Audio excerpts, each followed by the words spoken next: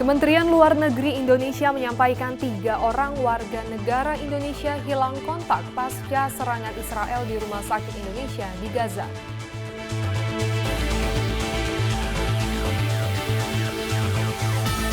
Satuan Reserse Kriminal Polres Magetan ungkap kejahatan daging sapi gelonggongan.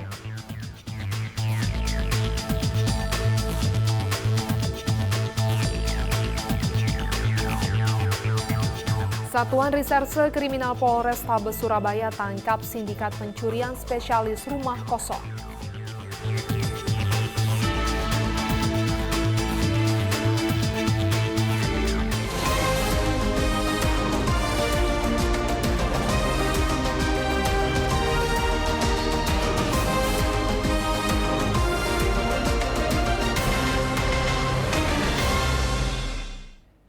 Selamat pagi pemirsa, Presisi Pagi kembali hadir edisi Selasa 21 November 2023. Selain 3 berita utama tadi, selama 1 jam ke depan, kami juga telah menyiapkan sejumlah informasi terkini lainnya. Saya Ibda Almira Sabira dan inilah Presisi Pagi selengkapnya.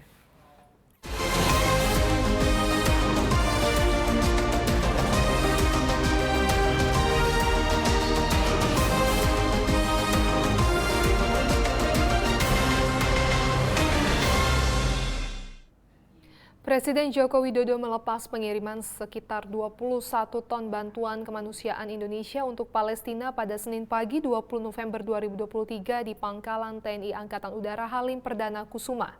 Bantuan tahap kedua mencakup obat-obatan, perlengkapan rumah sakit, makanan, dan keperluan lainnya sesuai kebutuhan masyarakat di Gaza. Usai memimpin pelepasan pengiriman bantuan kemanusiaan tahap 2 untuk Palestina, Presiden Joko Widodo mengatakan bantuan ini bersumber dari anggaran pemerintah sebesar 31,9 miliar rupiah, serta dari kelompok masyarakat seperti PT Paragon Teknologi dan Inovasi dan Indonesian Humanitarian Alliance, Kita Bisa, Basnas, dan lain-lain.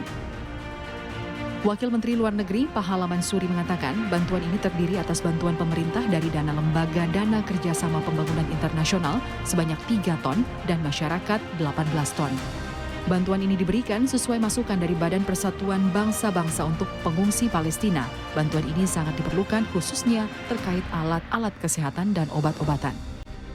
Bantuan tahap 2 ini sekali lagi merupakan bantuan gabungan antara bantuan yang diberikan oleh pemerintah Republik Indonesia dengan bantuan dari masyarakat dengan total kurang lebih sekitar 21 ton yang akan dikirimkan nanti. Itu terdiri dari bantuan dari pemerintah yang berasal dari dana LDKPI sebesar 3,3 ton, kemudian bantuan dari masyarakat itu kurang lebih sekitar 18 ton. Dan bantuan ini seperti yang kita lihat ini memang betul-betul merupakan bantuan-bantuan yang memang merupakan masukan dari UNRWA, merupakan bantuan yang sangat diperlukan khususnya yang terkait mengenai alat-alat kesehatan. Presiden Jokowi juga mengatakan seperti bantuan di tahap pertama, bantuan kali ini akan diserahkan kepada Bulan Sabit Merah Mesir untuk kemudian disalurkan ke Gaza melalui Badan Persatuan UNRWA dan Komite Internasional Palang Merah ICRC. 2 badan kemanusiaan yang beroperasi di Gaza. Sabtu 4 November lalu, Joko Widodo melepaskan bantuan tahap pertama juga di Pangkalan TNI Angkatan Udara Halim Perdana Kusuma berupa bahan makanan, alat medis, selimut, tenda, dan barang logistik lainnya.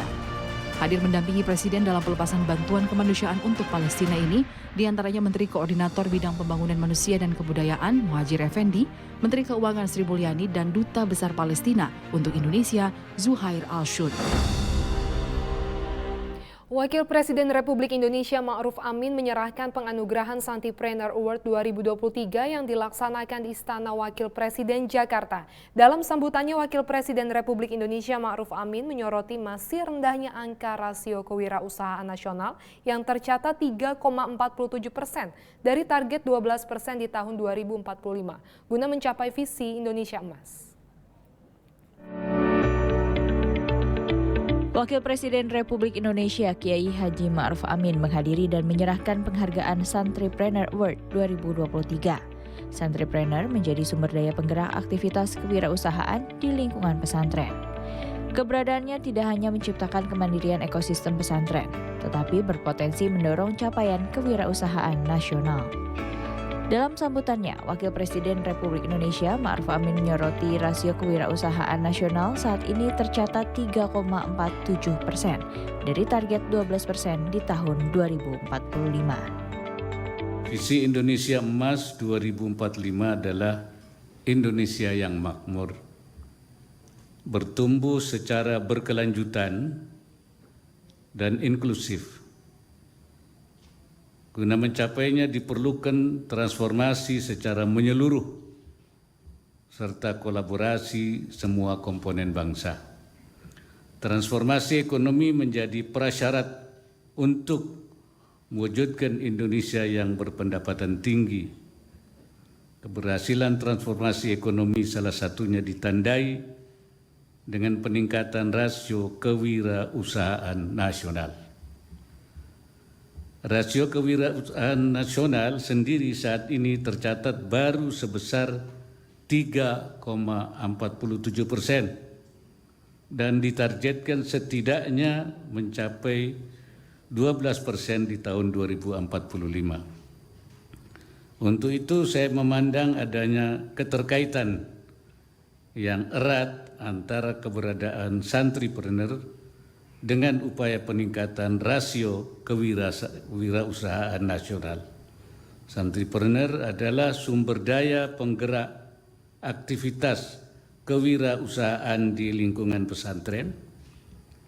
Dalam rangka yang lebih luas, keberadaannya tidak hanya akan menciptakan kemandirian ekosistem pesantren itu sendiri, tapi juga berpotensi mendorong capaian kewirausahaan nasional. Santripreneur Indonesia selama ini telah hadir berkontribusi mendorong talenta para santri dan mengembangkan kewirausahaan syariah melalui berbagai program pembinaan dan pelatihan. Penyelenggaraan Santripreneur Award yang ke-9 ini memberikan contoh nyata bahwa wawasan dan kemampuan membangun kemandirian ekonomi yang dilandasi ilmu spiritual yang tinggi dapat mendorong kemajuan pesantren dan masyarakat secara luas. Dalam kesempatan ini, Wakil Presiden Republik Indonesia Ma'ruf Amin berpesan kepada para santripreneur agar dapat meningkatkan inovasi dan pemanfaatan teknologi digital dalam pengembangan kewirausahaan syariah. Mengoptimalkan teknologi digital untuk meningkatkan kualitas dan daya saing produk serta membuka peluang akses ke pasar global. Tetaplah bersama kami, Presisi Pagi akan segera kembali.